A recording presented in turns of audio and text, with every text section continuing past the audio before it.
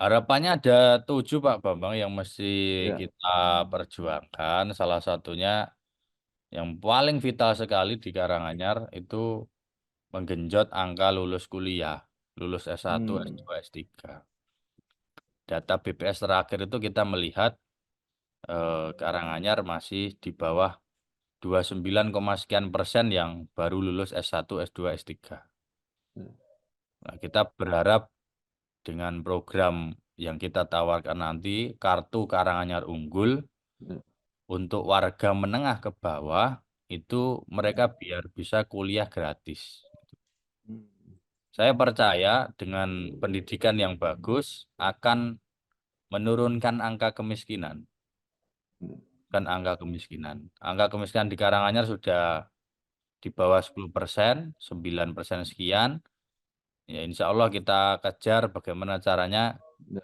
biar bisa di bawah 9% atau bahkan 7% lah atau 8%. Ya. Salah satu caranya lewat itu kuliah gratis. Kalau dia kuliahnya bagus, lulus, selesai kan pendidikannya bagus, dapat kerjaan bagus, bisa merubah nasib Hmm. keluarganya yang terdekat minimal.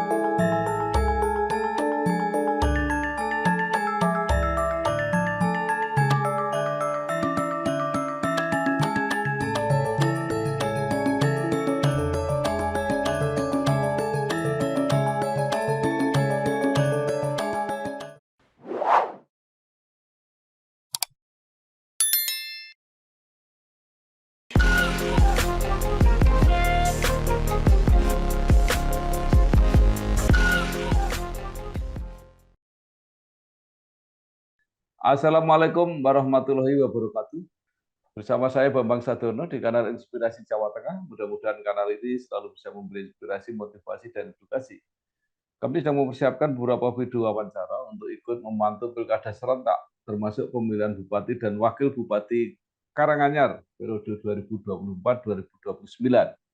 Saat ini saya sudah bersama dengan salah seorang tokoh di Karanganyar, yaitu Bapak atau Mas Ilyas Albar Almadani, SIP MSI. Sekarang jabatannya adalah Ketua DPD Golkar Kabupaten Karanganyar. Apa kabar Mas Ilyas? Sehat, Pak Bambang. Ya, Kabarnya ini sehat. Alhamdulillah. saya panggil Mas karena lahir di Karanganyar 30 Mei 1988. Iya, Kemudian 98. menyelesaikan pendidikan S1 di FISIP dan S2-nya juga di Universitas Gadjah Mada Yogyakarta. Ya, Saat ini menjadi Ketua DPD Partai Golkar Karanganyar dan juga terpilih menjadi anggota DPRD Kabupaten Karanganyar. ya, Namun kemungkinan akan mengundurkan diri karena maju sebagai calon Bupati Karanganyar. ya. Nah, silakan Mas Elyas bercerita perjalanan mungkin pendidikan, perjalanan karir sehingga menjadi ketua Partai Golkar dan memilih mundur untuk mencalonkan sebagai Oke. bupati. Silakan. Oke, yang pertama, terima kasih Pak Bambang atas waktunya dan mohon maaf kemarin ada sedikit perubahan jadwal terkait penerimaan rekomendasi dari Ya, Golkar. Dan terus yang kedua, tentu ini cerita ya, nyantai aja ya. ya, Oke. nyantai-nyantai. Yang pertama, memang dulu itu sebetulnya saya secara pribadi itu kalau kuliah pengennya daftar di perencanaan wilayah tata kota di Ya, UGM.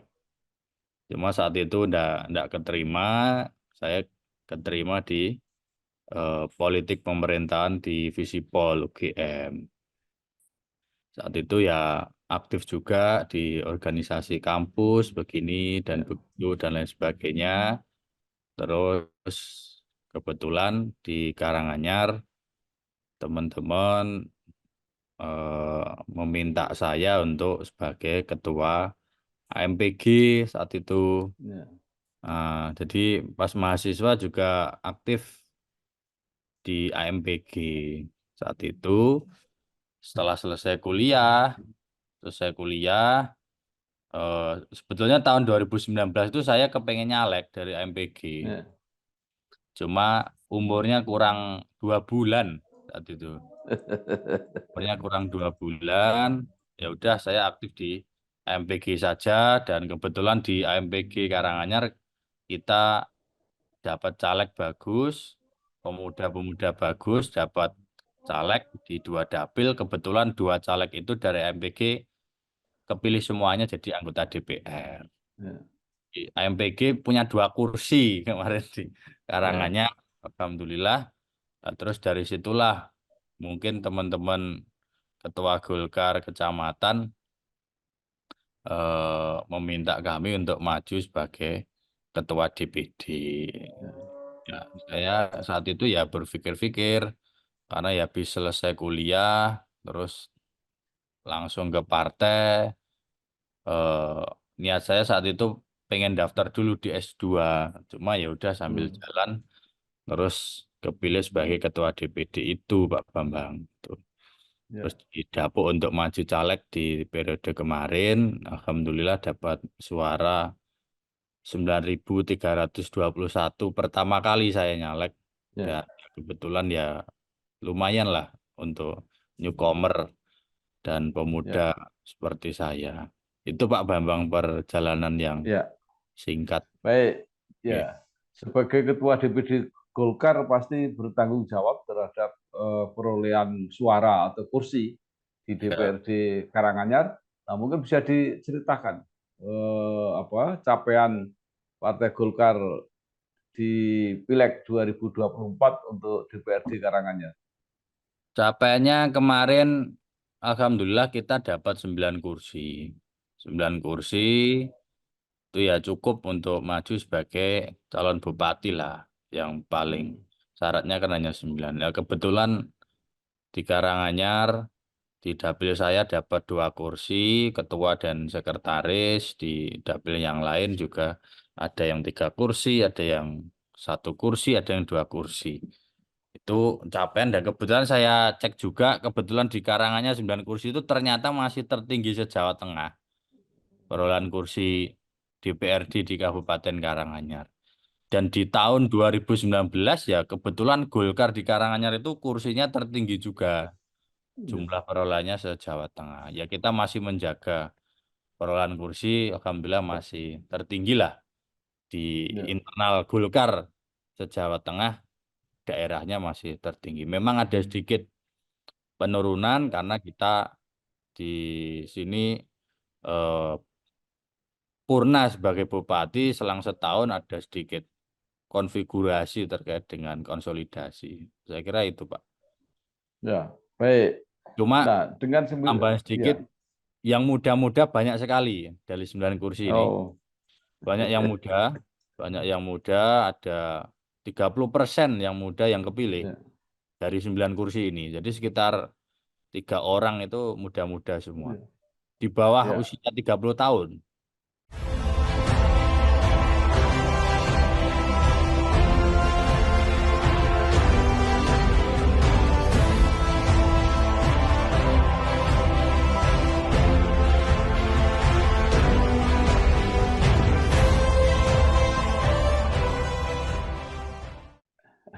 Baik. Ya, Eh, tuh. Mas Elias, Ya. dengan 9 kursi bisa mencalonkan sendiri. Apakah ada partai lain juga yang bisa mencalonkan sendiri? Dan apakah Partai Golkar akan cukup dengan 9 kursinya sendiri atau tetap akan menggalang koalisi dengan partai lain? Ya, yang bisa mencalonkan hanya Golkar dan PDIP. Golkar Eh, dan PDIP. Dan tentunya Golkar kita berharap bisa semua partai koalisi bisa bergabung. Kebetulan kemarin saya didapuk jadi ketua KIM dan Karanganyar ya kemarin menang Prabowo Gibran 51,58% di Karanganyar itu kita menjalin komunikasi saat ini yang sudah fix itu Demokrat dan PAN sudah menyatakan Hmm. dukungan, menyatakan surat rekomendasinya dan surat SK-nya kepada kami. Jadi kalau Demokrat PAN bergabung kita sudah punya kursi 16. Ya. 16. Kita sedang jalin intent komunikasi dengan Gerindra, PKB, dan PKS, dan bahkan PDIP kalau bergabung ya enggak masalah. Semoga saja. Ya. Ya, Jadi dengan situasi seperti itu, kira-kira bisa muncul berapa pasangan calon di Karanganyar? ya kalau yang kelihatan betul-betul maju itu ya antara Golkar dan PDIP. Hmm. Dua poros. Dua poros saja kalau menurut kami loh ya, Ya. menurut analisis politik kami. Atau kalau ternyata ada perubahan situasi di pilihan gubernur ya, gubernurnya tiga poros ya kemungkinan bisa jadi tiga poros. Kemungkinan. Kemungkinan, oke. Nah, Mas Elias sudah ada kesepakatan mengenai calon wakilnya? Insya Allah sudah dari Demokrat, dari salah satu tokoh masyarakat juga, pengusaha, tokoh dari Demokrat, beliau Pak Insinyur Haji Triharyadi. Dulu Wakil Ketua Hmm. DPR Karanganyar, sudah Ya. 2 periode jadi DPR, juga salah satu ketua organisasi di Karanganyar. Ya. Senior lah ya, Baik. paling senior ya. Ya. Pasangan sudah dapat, gambaran situasinya sudah dapat. Nah, apa yang akan diperjuangkan untuk Karanganyar ke depan? Harapannya ada 7 Pak Bambang yang mesti Ya. kita perjuangkan. Salah satunya yang paling vital sekali di Karanganyar itu menggenjot angka lulus kuliah, lulus S1, Hmm. S2, S3. Data BPS terakhir itu kita melihat Karanganyar masih di bawah 29, sekian persen yang baru lulus S1, S2, S3. Nah, kita berharap dengan program yang kita tawarkan nanti, Kartu Karanganyar Unggul, Ya. untuk warga menengah ke bawah, itu mereka biar bisa kuliah gratis. Hmm. Saya percaya dengan pendidikan yang bagus akan menurunkan angka kemiskinan. Kan angka kemiskinan. Angka kemiskinan di Karanganyar sudah di bawah 10%, 9% sekian. Ya, insya Allah kita kejar bagaimana caranya Ya. biar bisa di bawah 9% atau bahkan 7% lah atau 8%. Ya. Salah satu caranya lewat itu kuliah gratis. Kalau dia kuliahnya bagus, lulus, selesai kan pendidikannya bagus, dapat kerjaan bagus, bisa merubah nasib Hmm. keluarganya yang terdekat minimal. Nah, kemarin Ya. ya kalau terkait dengan reward penerimaan beasiswa kepada mahasiswa, alhamdulillah sudah diperjuangkan Golkar sekitar 10.000 mahasiswa yang mendapatkan Ya. reward beasiswa dari pemerintah Karanganyar. Cuma mesti kita tingkatkan terkait dengan kuliah gratis. Di samping program-program yang lain, Ya. akselerasi pembangunan infrastruktur, terus peningkatan kualitas sosial, keagamaan budaya, guru ngaji, guru TPA dikasih Ya. insentif, ada 2 ribuan masjid yang mesti kita sentuh, terutama guru ngaji, guru TPA-nya mesti diberikan apresiasi. Kasihan juga mereka biar merasa diperhatikan oleh pemerintah Karanganyar. Tuh. Terus Ya. terkait dengan reformasi birokrasi yang Ya. keenam program kita itu bagaimana caranya upaya pelayanan itu biar bisa lebih cepat. Kalau perlu apapun terkait dengan pelayanan, mohon maaf, misalnya pembikinan surat menyurat atau KTP dan lain sebagainya cukup diselesaikan di kecamatan atau di kelurahan saja lah. Ya. Sekarang ini zamannya kan serba cepat, Ya. pesan nasi goreng saja 10 menit sampai kan lewat Gojek. Ya. Kenapa kalau pelayanan birokrasi mesti diperlama kan gitu. Saya kira Ya. itu di dekat Ya. sedekat-dekatnya kepada masyarakat. Kasihan kalau terlalu lama berbelit-belit.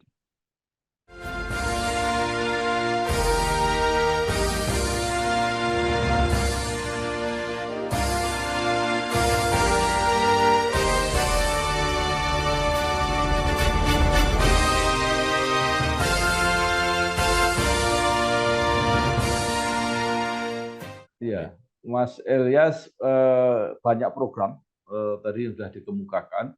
Semua akan membutuhkan anggaran, membutuhkan dana. Makin banyak programnya, anggarannya makin banyak. Nah, Ya, mungkin bisa digambarkan bagaimana nanti ke depan bisa menambah pendapatan atau ya, mungkin PAD Karanganyar supaya ya. bisa membiayai dari program-program yang sudah dikemukakan.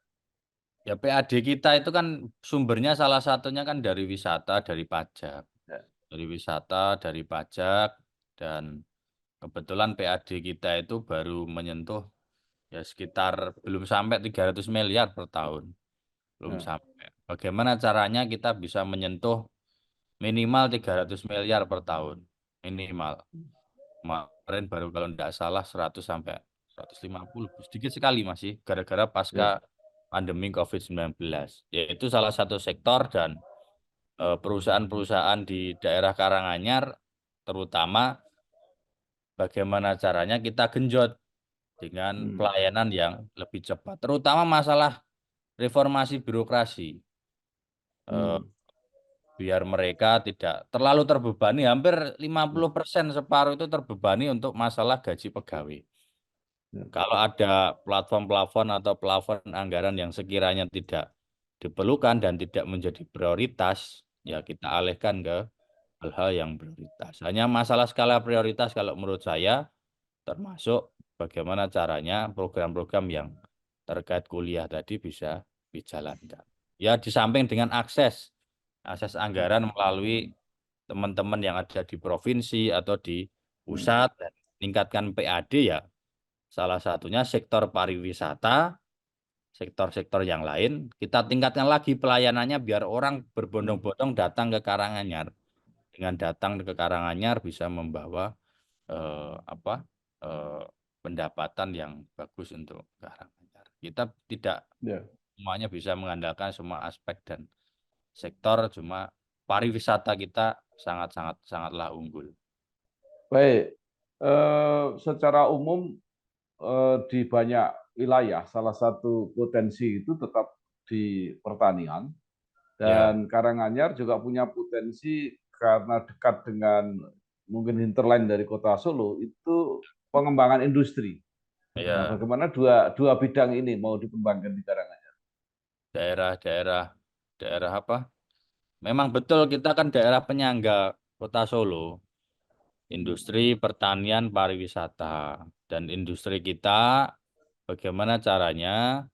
Alhamdulillah proses terkait perizinan itu biar cepat dan sudah ada juga sudah OSS-nya udah jalan semuanya. Cuma kan kadang bagaimana caranya industri ini biar mereka berinvestasi yang nyaman. Kita menjamin iklim politik yang bagus, yang baik. Karena saya yakin investor ini akan datang kalau situasi politiknya terjamin, tidak ada masalah, birokrasinya tidak berbelit-belit. Dalam bahasa kutipan, tidak ada istilah broker-broker dan lain sebagainya. Lah itu menarik kan? Kita percepat reformasi birokrasi. Saya yakin investor pasti banyak datang ke Karanganyar. Aksesnya juga bagus, kita dekat jalan tol, dekat bandara, dan termasuk ada stasiun di Karanganyar itu stasiun Ya. baru namanya Stasiun Kemiri, dekat Hmm. akses exit tol. Nah ini kepengen kita tingkatkan lagi, kepengen kita upgrade biar bisa melayani masyarakat yang nanti akan mengarah ke kota-kota yang besar. Industrinya kita jamin dengan percepat Ya. perizinan selesai dalam jangka waktu yang saya kira harus relatif singkat. Itu terkait industri. Yang kedua, ya kalau berinvestasi di Karanganyar ya jangan melupakan buruh. Itu. Tuntutan buruh. Kalau bisa ya diprioritaskan putra daerah diambil sebagai karyawannya. Saya banyak menerima masukan dari teman-teman eh, buruh, Mas kalau bisa ya buruhnya, karyawannya semuanya dari putra daerah Karanganyar. Kalau dia bikin perusahaan di kecamatan A misalnya atau di desa A, ya warga desa A itu diajak untuk menjadi bagian daripada PT itu yang berdiri atau perusahaan yang berdiri.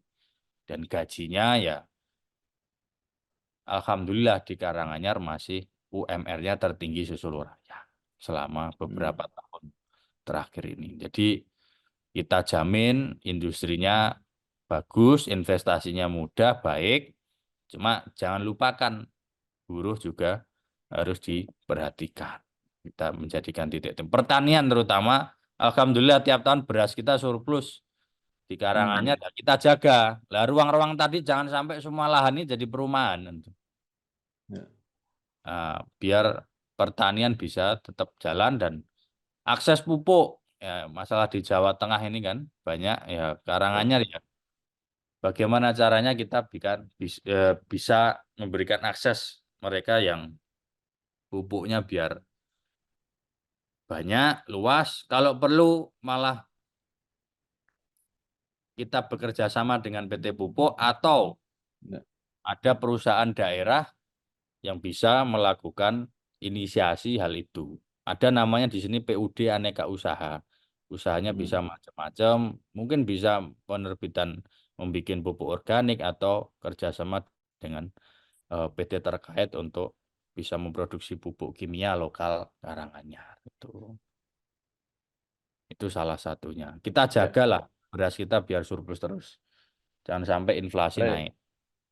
Ya, Mas Ilyas, Iya, ini kalau Mas Ilyas berhasil, itu kan meneruskan apa yang sudah iya, dilakukan oleh Pak Juli, artinya iya, ayahanda sendiri. Nah, iya. menurut Mas Ilyas apa yang sudah berhasil dilakukan oleh Pak Bupati sebelumnya ini, selama ini kalau nggak salah 2 periode, dan apa saja yang program-program yang layak untuk diteruskan? Ya, yang pertama kan Alhamdulillah 10 tahun ini kan Karanganyar dapat audit BPK. Keuangannya bagus, auditnya bagus, prestasinya kita salah satu kabupaten pelayanan yang terbaik di nasional. 10 tahun kita dapat WTP dan itu saya kira Ya, penghargaan yang susah juga itu enggak gampang kan. Itu ya, itu mesti kita jaga, mesti kita jaga. Cuma besok yang menjadi salah satu prioritas kami adalah sektor infrastruktur, yang kedua adalah pendidikan. Pendidikan itu tadi, di samping sektor yang lain lah, RT, RW, dusun, ya, semuanya APBDes-nya ya kita ratani biar jalan. Cuma dua sektor itu yang menjadi prioritas. Kenapa? Karena di kemarin-kemarin itu pas COVID-19 ya ada refocusing anggaran yang luar biasa yang membuat jalan-jalan yang ada di Karanganyar masih rusak itu. Dua sektor itu dan ketiga masalah dengan sampah terkait dengan pengelolaan sampah. Ini mesti dicetuskan bareng-bareng dengan semua desa, tidak hanya kecamatan, semua desa, bagaimana caranya terkoordinir dengan baik. Kita akan minta ke pihak eh, pengelola sampah di Putri Cempo dan ada CSR juga siapa tahu untuk mengelola sampah ini biar tidak berbelit-belit. Kasihan juga kalau masalah sampah ini saya yakin 10 tahun ke depan akan menjadi problematika yang ya. lebih dahsyat lagi. Karena tidak ada orang yang eh, jarang yang bisa mengelola terkait dengan sampah. Dan itu harapan kami itu menjadi salah satu program prioritas untuk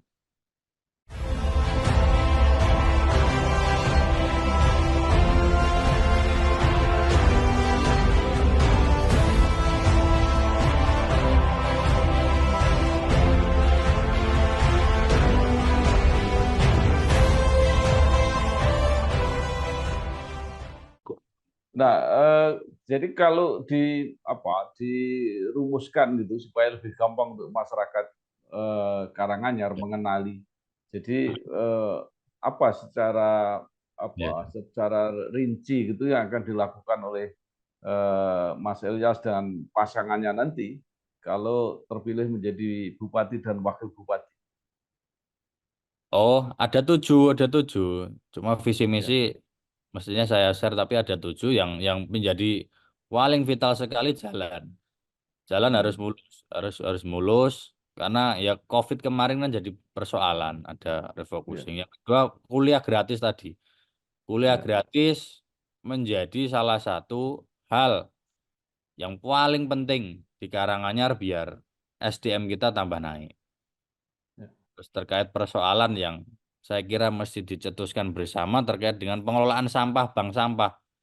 Bank sampah ini menjadi program besok prioritas per desa. Kalau perlu kita terjun langsung.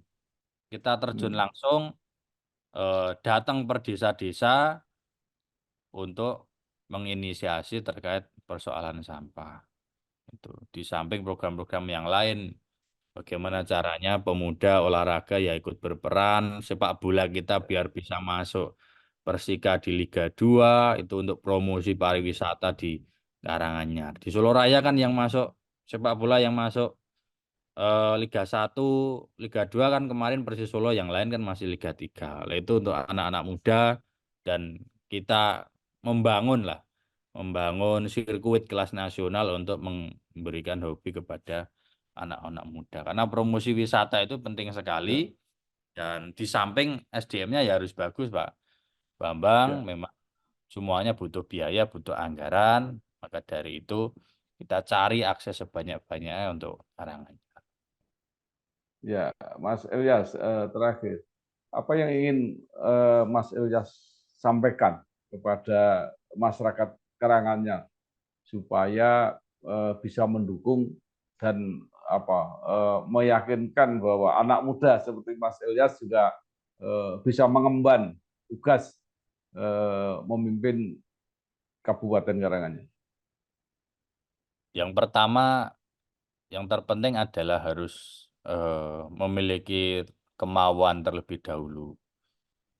Memiliki kemauan, jangan sampai kita ini punya waktu, punya umur, punya usia kita sia-siakan. Dan kalau orang sudah memiliki kerentek kemauan untuk melakukan sesuatu, apapun itu sekecil apapun, itu yang harus dilaksanakan atau diwujudkan. Oh, saya kepingin kuliah misalnya di kampus jurusan ilmu pertanian atau ilmu perikanan atau ilmu tanah. Ya kita belajar untuk ke sana. Ya. Terus yang kedua, oh pemuda Karanganyar bagaimana caranya tiap tahun kita harus punya uang sendiri untuk mengadakan 17-an. Ayo kita cari dalam H-1 tahun itu untuk nyari cara bagaimana kita punya duit. Nah, ini perencanaan ini semua orang mestinya kita rencanakan yang bagus biar tidak ada hal yang sia-sia. Nah, maka dari itu bagaimana caranya di tahun 2000 orang yang lulusan SMA di Kabupaten Karanganyar itu visi kami besar ke depan. Maka dari itu kita mulai dari tahun 2024 yang tidak punya duit, tidak punya biaya, terutama bagi keluarga yang susah, menengah ke bawah, yang gajinya tiap bulan aja belum jelas berapa, dan mohon maaf untuk menguliahkan anak lebih berat lah, itu kita fasilitasi untuk kuliah gratis biar ke depan mereka punya cita-cita yang tinggi dan luar biasa tinggi. Saya kira itu dulu yang perlu kami sampaikan karena saya sedikit membaca data BPS, saya kira itu udah separuh 50%. Ya. Ternyata Ya. masih di bawah 30%. Nah, ini kan masalah klasik kita Ya. semuanya mesti kita kerjakan. Tidak bisa langsung instan, harus step by step. Hasilnya saya yakin kalau kuliah kan tidak bisa langsung lulus. Dan UMKM, bagaimana caranya yang niat ber-UMKM kita kasih modal yang mereka benar-benar niat dan konsisten.